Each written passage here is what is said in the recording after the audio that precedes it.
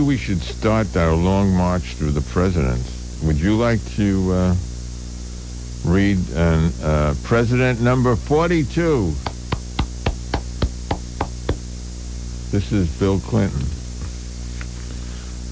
Well, I don't know whether I do a good, I've never tried to do a Bill Clinton imitation. I don't know whether I can, but I might try. I don't know whether that's not so, but, well, you mean to tell me that the success of my social program and my re-election hinges on the Federal Reserve and a bunch of bleeping bond traders? Bill Clinton to Princeton economics professor Alan Blinder in 1993. I thought you said we were got to be careful with the language, and you said Federal Reserve. So I did. How's your George Bush? Sounds a lot like my Bill Clinton, actually. Well, I'll do that one. But that I'm out of touch with the American people, that I don't know people are hurting. I know it. I feel it. We pray about it, and I mean literally at night, and many things. The various where I don't care about, don't know about, education, or don't.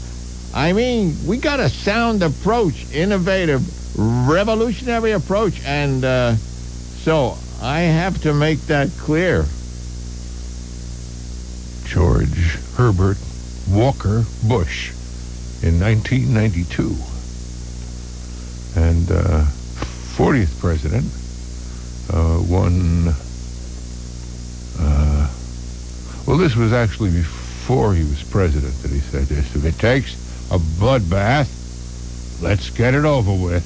Actually, he said, if it takes a bloodbath, pass me the loofah and the soap. But that's what Ronald Reagan said when he was governor of California in 1970 about campus radicals. Remember all you radicals who were on the campus then? You can do the next one, and then we'll... This is your friend. He's the easy guy. It's Jimmy Carter and Playboy. Well, Christ sets a almost impossible standard for us. Christ said, I tell you that anyone who looks on a woman with lust has in his heart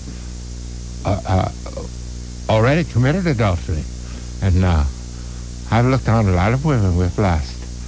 I've committed adultery in my heart many times, and this something God recognizes that I will do, and God forgives me for it, but doesn't mean that I condemn someone who not only looks on a woman with lust, but who leaves his wife and shacks up with someone out of wedlock. Now, Christ says, don't consider you better than someone else because one guy screws a whole bunch of women while the other guy is loyal to his wife. That was Jimmy Carter, Norman. as quoted in Playboy in November 1976. Norman Savitt's with us here. Videographer. How would you like to do Gerald Rudolph Ford? Oh, good. Is that one turned on? Sure.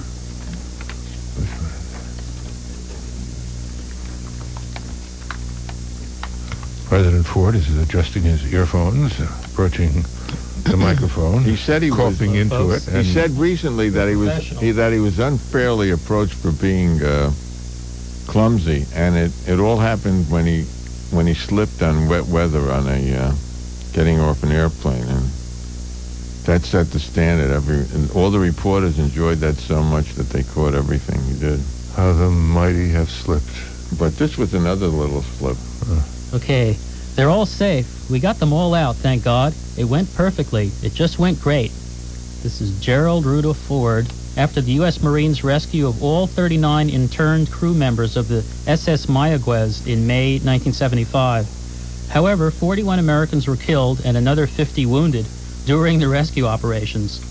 The entire incident proved an extraordinary exercise in futility when it was later revealed that the newly victorious communist government in Saigon had already, in backdoor negotiations, agreed to their release before the rescue attempt. Well, actually, it wasn't futile because it pushed Ford up a couple of points in the polls. So, I mean, that's what it's about, isn't it? Yeah. Yeah, I think there was a time lag between the counting the casualties of a few days, so it didn't last that long.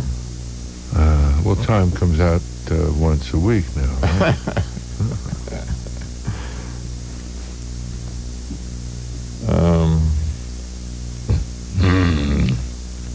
Do I get to do maybe my we should favorite unimpeached co-conspirator, Richard Nixon here? Could I be Richard Nixon? Sure. He's the honor is yours. Yeah. When the president does it, that means it is not illegal. Richard M. Nixon. On 36, are you allowed to say Peckerwood? It's racial. Actually, it's a slander, isn't it? Okay, if you're offended by the use of let's not say. appropriate presidential language, accurate, appropriate presidential language, which no doubt conforms with words you've heard all your life and have seen scrawled on the cement in front of your building, or overheard on the subway, or recited to yourself late at night. If you're offended by these words, change the station and tune back in a little while. I've got a way Maybe out. around 4 I've got a way out for it. Have a way out for this next one? For number 36, I'll be. I think we should, from this point on, well, no, I think, well, just one more. Wait until 1? Okay. I never trust a man unless I've got his beeper in my pocket. I believe. It's a back reference to Peckerwood. Yeah. You have to have been. You want to. There's an alliteration there that beeper doesn't quite communicate. You want to do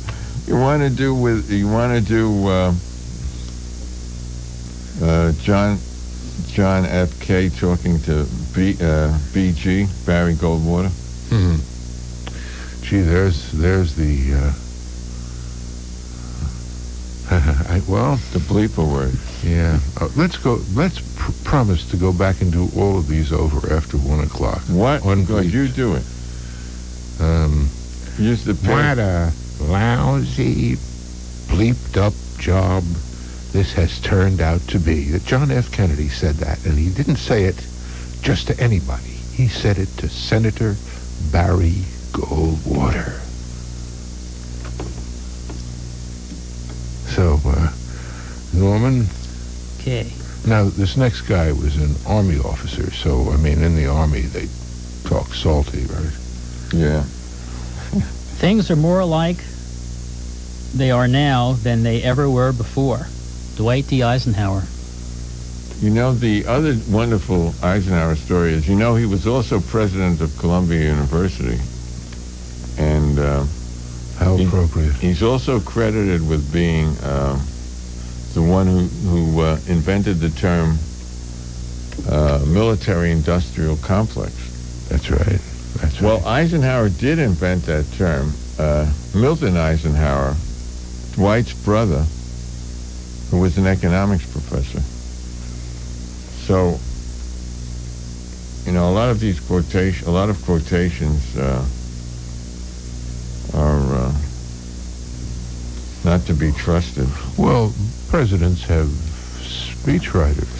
Well, I wonder how much of a speechwriter FDR had. I mean, he's not my hero, but compared to the people who came after him, I think there was a time when presidents actually wrote what they said. It's an interesting idea, isn't it? Well, I think, he might have said, we have nothing to be frightened of. No, that's not right, is it, Eleanor? And she probably said, "Fear, Franklin, fear, fear." And he said, "Funf."